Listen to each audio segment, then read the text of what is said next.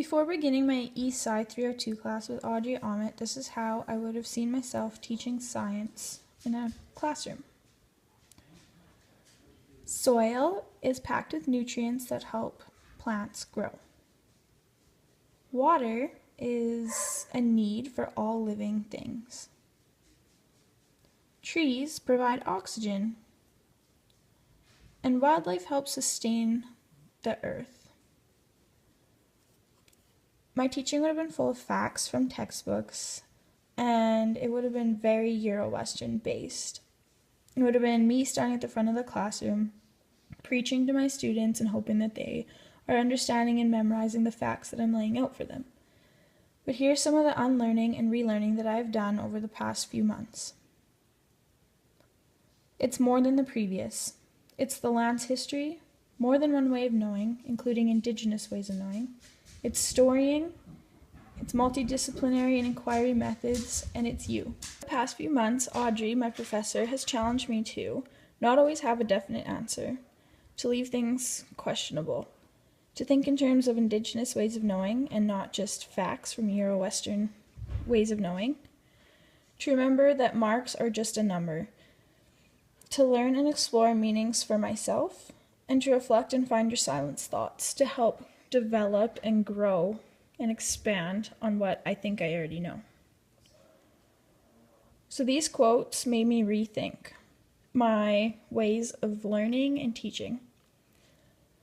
I have been trapped in conventional meanings and modes of being, Garrett 2005, but it is time to break this way of being. It is time to challenge my ways of being and understanding education, to disrupt discourses. This is something that came from one of my journals. And another one, I have grown up believing through adult influence that I am coming from an independent consciousness or core, essential self, notions of who one is and what a person is supposed to be and do are socially constructed, also Garrett 2005. And I want my future students to create their very own identity in the same way. This was another one of my own quotes from a journal article. Feminist post-structural research allows for different ways of knowing, including the body as a site of knowledge, and questions the researcher as one who might ever know. Garrett 2005. This is a completely uncomfortable thought for me, possibly never knowing the answer, constantly questioning yourself and your ways of knowing. This is not something I will adopt with ease. Also something from one of my journal articles, which I am still working on and trying to allow myself to be left with questions at the end of the day. Treaty Ed Camp and my second creative journal, Wilderness Beyond Our Senses, that I realized how important it is to try to understand the way of life on the land before us. The history, I'm now realizing, is important to further just knowing the history, but asking how did they treat the environment and how has this shaped the environment today.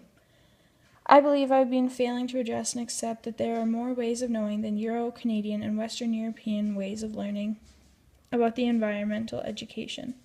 Newberry also talks about how outdoor education needs to become more complex and that we should talk about ethnicity. And I agree. Kimmerer wrote in her story, Our Relationships with the Land, we are given so much and what we might give back. She makes me question if I have truly found a set definition of eco-literacy and environmental education. What else can I, as one individual, give back to the environment to make it happier and healthier? So these are all things that have helped me grow and develop and question what I thought I knew about learning and teaching. So now, with all of that in mind, this is how I might teach an environmental education class in the future. I plan to try and teach with inquiry methods and with interdisciplinary methods and trying not to subjectize like learning into math and science, but trying to bring them all together so that learning is universal. And these are some more points about environmental education that I will share with my future students. Small gestures grow. Colin Harris told us this in our webcast post with him on Skype. So environmental education includes reducing, reusing, and recycling materials, carpooling, walking, biking, and using public transit, unplugging appliances, shutting off water when not in use, showering instead of bathing, nurturing animals and greens.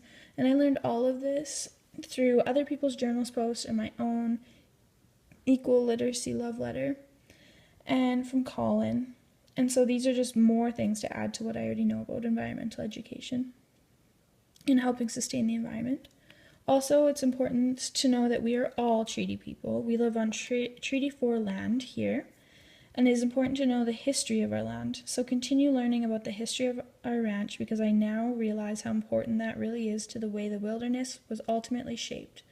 I said this in my journal post, and this includes Indigenous stories. So the Indigenous way of knowing is just as important as the Euro-Western ways of knowing, and it's important to share their stories as well. And this is a mandala that we made with the grade 1 class in Morgan's room. So embodying and action are also important in environmental education, because it's you taking action to be part of the environment. It's important to take what you've learned and apply it to your everyday life. It takes small steps, and it affects your thoughts and choices, and it's important to share with others. So Colin reminded us that every day we will be making choices based on our worldviews that are going to be difficult, and that we will sometimes make the wrong or less environmentally friendly decisions. But he also reminded us that it is okay and that struggles are inevitable.